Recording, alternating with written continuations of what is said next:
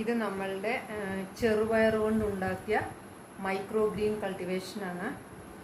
ഇത് നമ്മൾക്ക് ഒരു 5 ദിവസത്തിൻ്റെ വളർച്ചയുള്ള മൈക്രോ ഗ്രീനാണിത്. ഈ സമയത്ത് നമ്മൾക്ക് കട്ട് ചെയ്തിട്ട് സാലഡിലോ എഗ് ഓംലെറ്റ് ചെയ്യുമ്പോഴോ ചപ്പാത്തിക്കോ പുട്ടിൻ്റെ കൂടെയോ ഒക്കെ നമ്മൾക്ക് ഉപയോഗിക്കാൻ പറ്റും.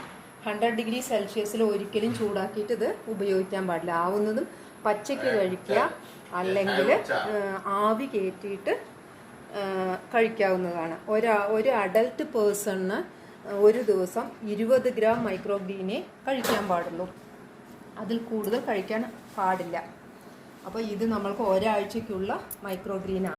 നമ്മൾ ജസ്റ്റ് തുണിയിലാണ് കൾട്ടിവേറ്റ് ചെയ്തിരിക്കുന്നത്. ബോട്ടം വാട്ടർ സിസ്റ്റമാണ് നമ്മളിതിന് യൂസ് ചെയ്തിരിക്കുന്നത്. ഇതാ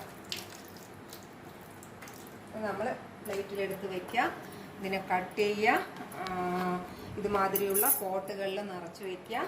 എന്നിട്ട് ആവശ്യാനുസരണം കുറേശ്ശെ എടുത്ത് ആഹാര സാധനങ്ങളിൽ യൂസ് ചെയ്യാം. നമുക്ക് യൂസ് ചെയ്യാൻ പറ്റും എങ്കിലും ഞാൻ അടിയിലത്തെ എടുക്കുന്നില്ല.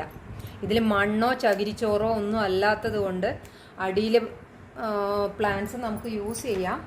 പക്ഷേ ഞാൻ എടുക്കുന്നില്ല. ഇത്രയും ഇതിലൊന്നുമില്ല, ഒരു കണ്ടംനേഷനും ഇല്ല. എന്നാലും ഒന്ന് കഴുകിയിട്ട് നമ്മൾ കട്ട് ചെയ്തിട്ട് യൂസ് ചെയ്യാം.